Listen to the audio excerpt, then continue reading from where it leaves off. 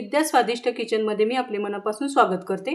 आज मी तुम्हाला मठ्ठा कसा करायचा ते दाखवणार आहे आणि तो छान थंडगार असा महाराष्ट्रीयन पद्धतीचा मठ्ठा दाखवणार आहे। तर त्यासाठी इथे मी एक छोटं वाटी दही घेतलेली आहे आणि हे दही मी घरीच बनवलेलं आहे। आता हे याच्यामध्ये ओतते एका मोठ्या बाउलमध्ये। आता ह्याला मी रवीच्या साहाय्याने घोळसून घेणार आहे। हे बघा अशा पद्धतीने आपण याला आता एकजीव करूया, ह्याच्यातल्या गाठी फोडूया आणि याच्यामध्ये मी सुरुवातीला पाणी ओतणार नाही। पाणी ओतल्याने काय होतं, व्यवस्थित अशा गाठी फोडल्या जात नाही दह्यामधल्या।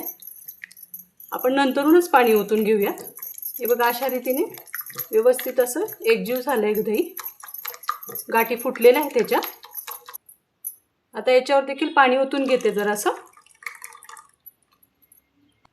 म्हणजे याच्यावर लागलेलं दही हे निघून जाईल, पाण्यामध्ये मिक्स होईल। या दह्यात मी थंडगार पाणी ओतले सुरुवातीलाच। या दह्यात आपण थंडगार पाण्याचाच वापर करणार आहोत। जर का तुम्हाला क्यूब्स वापरायचे बर्फाचे तर वापरू शकता। आणि हे पहा, घरचं दही असल्यामुळे ह्याला वर कसं छान असं फेस यायला लागलेला आहे। हे जो काही वरचा फेस आहे तो लोणीचा आहे। आता ते आपण एका याच्यामध्ये काढून घेऊया, ताटामध्ये किंवा वाटीमध्ये। हे बघा ह्या वाटीत आपण काढून घेऊयात वरचं हे।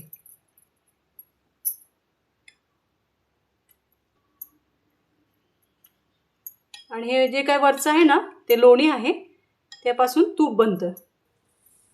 हे पाणी मी थंडच घेतलेलं आहे आणि एक ग्लास ओतणार आहे आणि आपण पाहू शकता असं ओतून घेणार आहे आणि याला परत एकदा असं घुसळून घेऊयात। आणि हे दही मी आंबट घेतलेलं नाही, कालच विरजण लावली होते दह्याला दुपारी आणि आज ते करत आहे, म्हणजे एक दिवस विरजण लावून घेतलेलं आहे दह्याला। दही हे जास्त दिवस ठेवलं तर आंबट होण्याची शक्यता असते, त्याच्यामुळे जर तुम्हाला मठ्ठा करायचा असेल तर एक दिवसाचंच दही वापरायचं मठ्ठ्यासाठी, कारण छान लागतो मठ्ठा पातळ ताकाचा। आपल्या आवडीप्रमाणे मठ्ठा पातळ किंवा मध्यम किंवा घट्ट देखील करू शकता तुम्ही, जसं तुम्हाला आवडेल तसं मठ्ठा करा। मी इथे पातळच मठ्ठा बनवून घेणार आहे। मठ्ठ्यामध्ये टाकण्यास मी अर्धा चमचा जिरे इथे वाटून घेणार आहे आणि ते कच्चे जिरे आहेत। आपण याला अशा पद्धतीने वाटून घेऊयात।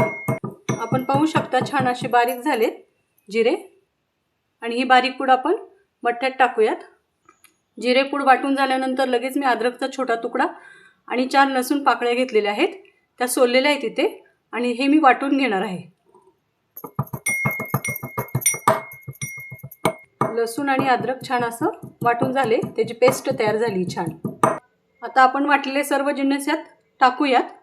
जिरेपूड टाकते, लसूण आणि अद्रकची पेस्ट टाकते, तसेच थोडेसे मीठ टाकते।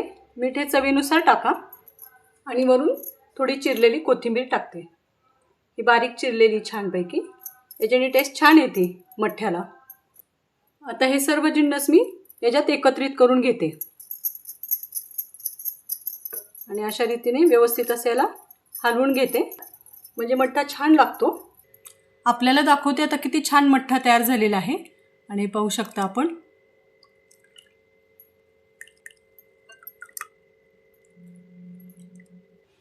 उन्हाळ्यामध्ये तब्येतीला अतिशय उपयुक्त असणारा मठ्ठा हे एक थंडगार पेय आहे आणि आपण पाण्याऐवजी ते पिऊ शकतो, तब्येतीला आपल्या संतुलित ठेवू शकतो। आता तुम्हाला मठ्ठा ओतून दाखवते या ग्लासामध्ये। आहा, किती छान असा मस्त मठ्ठा झालाय, पातळ झालाय तो जरासा आणि पातळच छान लागतो जरा, तुमच्या आवडीप्रमाणे तुम्ही करू शकता। आता मी याला ग्लासात ओतून दाखवते। आपण पाहू शकता थंडगार मठ्ठा रेडी झालेला आहे। चॅनलला लाईक करा, शेअर करा आणि सबस्क्राईब करा। व्हिडिओ पुढे न ढकलता पाहिल्याबद्दल आपले धन्यवाद।